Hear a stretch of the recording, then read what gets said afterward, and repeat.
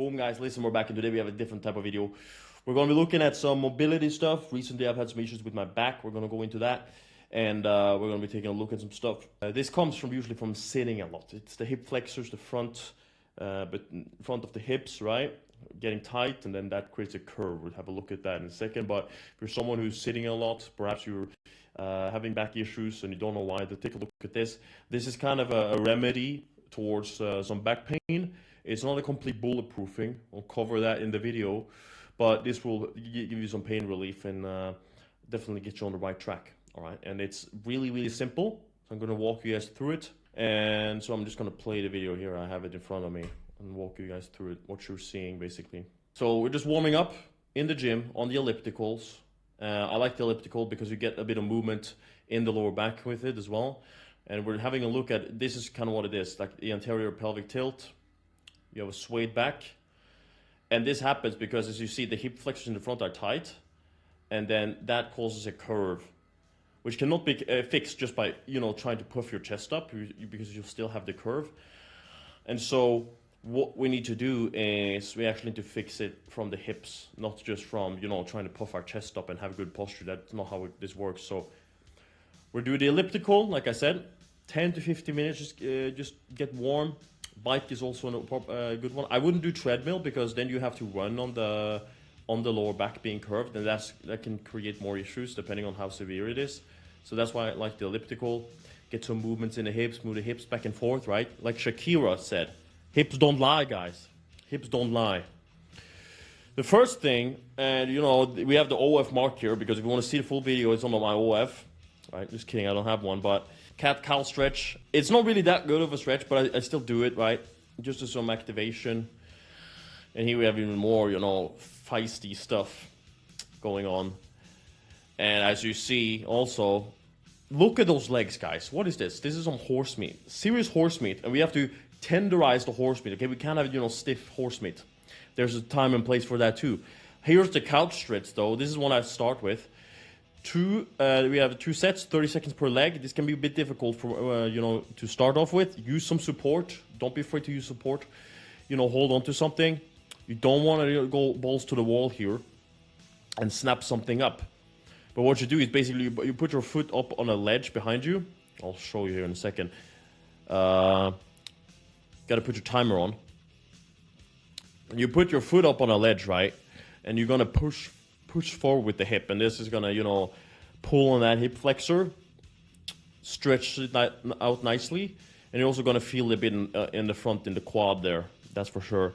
And so the further back you stand towards basically the wall or where you have your foot, the more of the stretch you're gonna have. And you can do times like 30 seconds, and you can add in some like pulsing where you're like like moving forward towards with the hip flexors to get an extra stretch.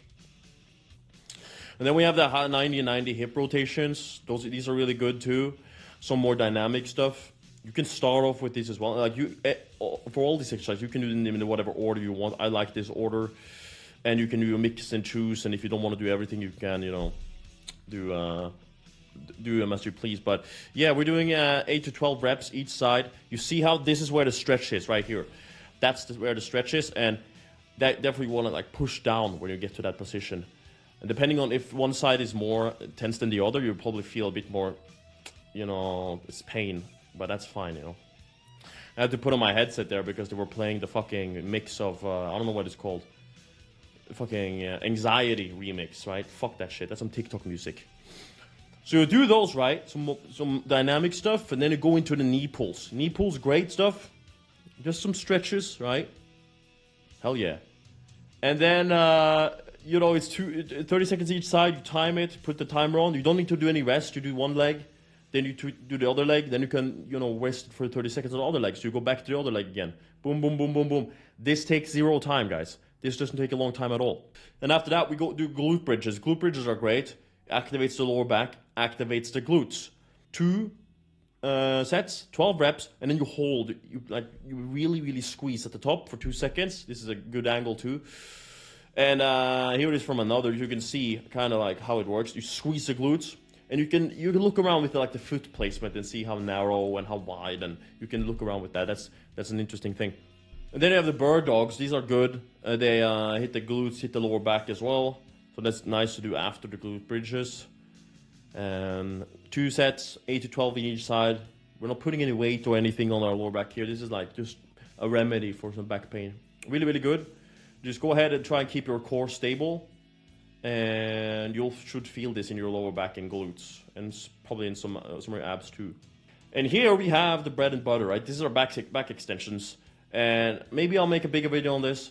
But these are the bread and butter for actually fixing the lower back. You have to adjust how many reps, just how many sets you do. Adjust if you want to do this with weight or not.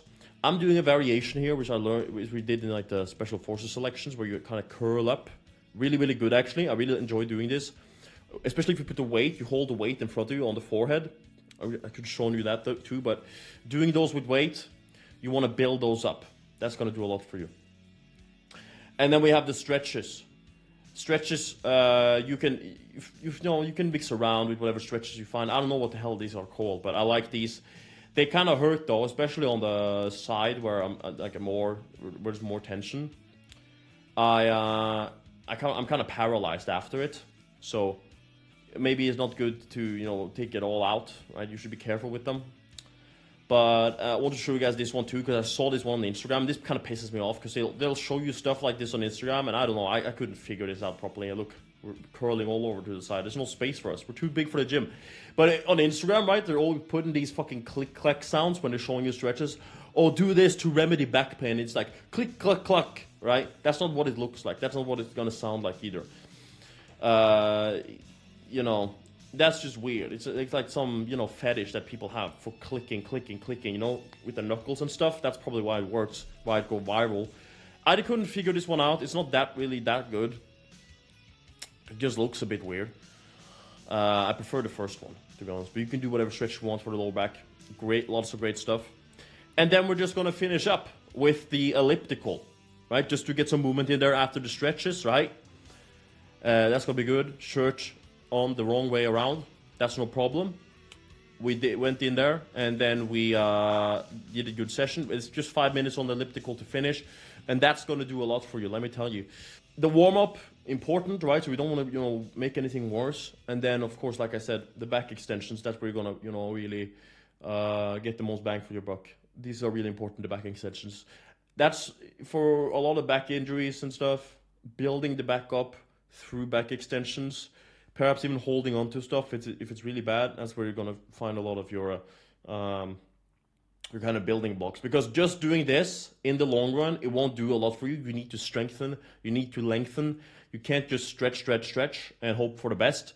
That's not going to cut it. We need to get stronger in all areas. And especially when it comes to this, when we want to be athletic freak beasts, right? We want to go do stuff like this. And it's not, always that interesting going to the gym and doing stuff like this, right? That's easy. It's easy to skip. But this stuff, guys, it's so important. It's so important to get go through with this, with these sessions. Even though they might be boring, they really do make a difference. Comment down below once you've tried this. You don't even have to have back issues. You can just be. This is great for like recovery day 2 before performances, maybe football matches, for example. You can do this session. Doesn't really fatigue you or anything. I wouldn't do it on the same day, that's for sure. But the day before, perfect. When you can't train anything else, go and do this. Great stuff. All right. So that's it for this video. I hope you guys enjoyed. Take care and God bless. Boom.